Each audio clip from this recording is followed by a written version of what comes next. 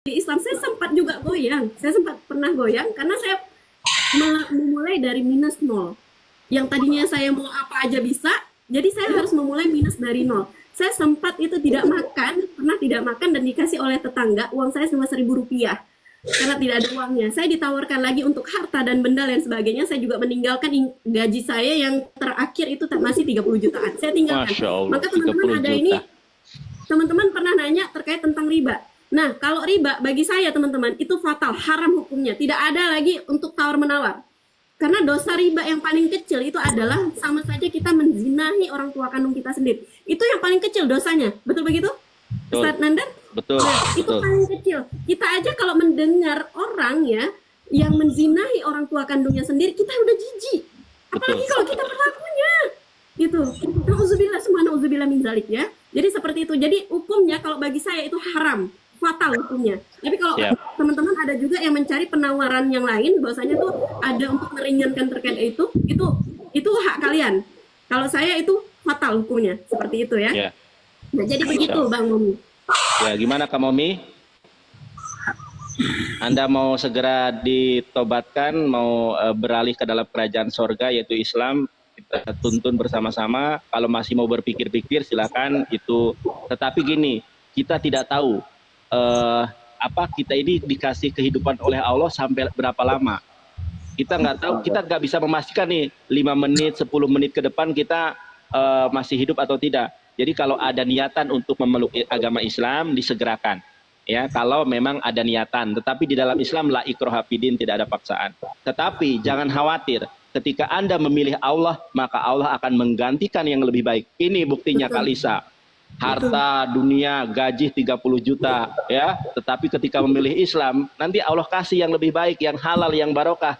Ya, rizqan thayyiban wa halalan. Silakan Kak Momi. Saya saya lihat akunnya Bernandar dulu ya, Hah? sama kakak host ya. Ya, silakan. Nah, lihat saja akun saya. Dan saya mau Ya. memberikan tambahan lagi teman-teman, bahwasanya tuh ini ya, saya juga sering apa namanya katakan di room saya ini kepada teman-teman bahwasanya untuk dosa itu teman-teman, untuk hidayah itu tidak ada sangkut pautnya dengan keluarga. Tidak.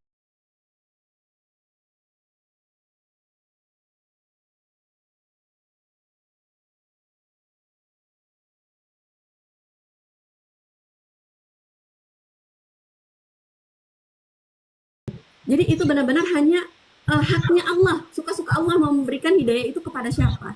Seperti itu. Jadi saya melihat Bang Mumi meneteskan air mata, berarti ada kelembutan, ada kebaikan di dalam hatinya.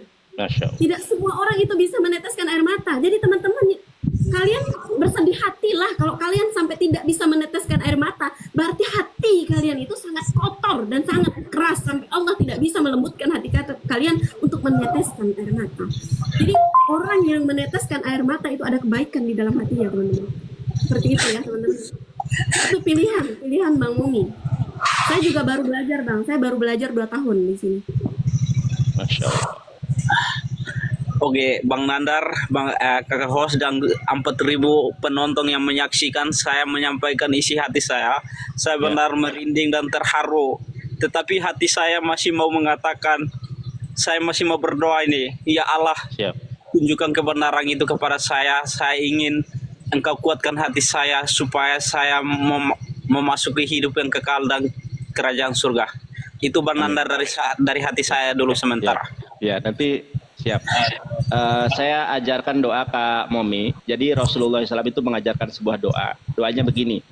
Allahumma arinal haqqa haqqa warzuqna tiba'ah wa arinal batila batila warzuqna istinabah. Itu bahasa Arabnya. Mungkin Kak Momi nggak paham. Bahasa Indonesianya saja. Bahasa Indonesia begini.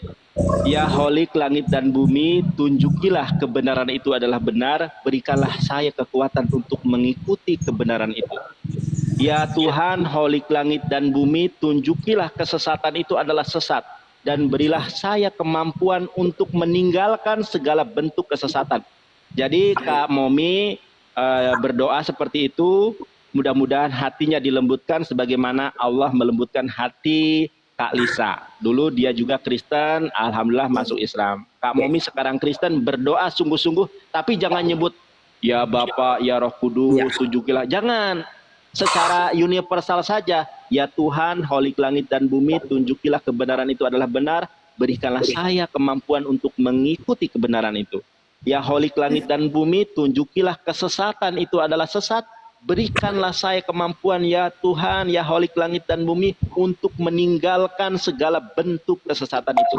Kalau Allah memberikan hidayah, mudah-mudahan Allah memberikan hidayah kepada antum, karena hak hidayah itu benar kata Kalisa adalah hak prerogatif Allah.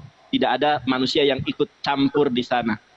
Oke. Terima kasih Bang, karena saya sudah dijujuri Bang Nandar sama kakak host dan 4.000 penonton yang ada di bawah. Karena ini saya mengatakan dari hati saya ingin masih mau berdoa kepada Allah untuk menunjukkan kebenaran itu. Beberapa waktu ke depan saya merenungkan 1-2 hari saya akan tetap naik di room ini dan lalu saya langsung mengatakan isi hati saya yang sesungguhnya kepada Allah yang benar. Itu. Siap. Pak Momi, Bang Momi, saya ingin juga menyampaikan doa saya ya, yang sering saya doakan, yang sering saya ucapkan sampai saat ini. Nah, saya pernah, karena fase saya mencari Tuhan itu tadi, saya pernah mendengar doa ini yang mana memang dikhususkan untuk Nabi Daud.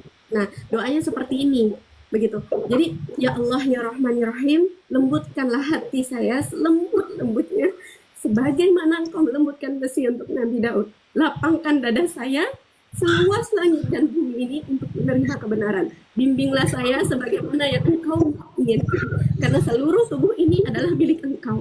Itu doa saya. Amin. Semoga Amin. mudah-mudahan Banyak bawangnya ini, Masya Allah. Luar biasa sekali. Boleh dipakai bukan hanya untuk Kak Momi ya, ini untuk semua umat Islam pun boleh dipakai gitu, karena banyak teman-teman saya juga saya amalkan untuk doa ini. Terima kasih. Ya. Jadi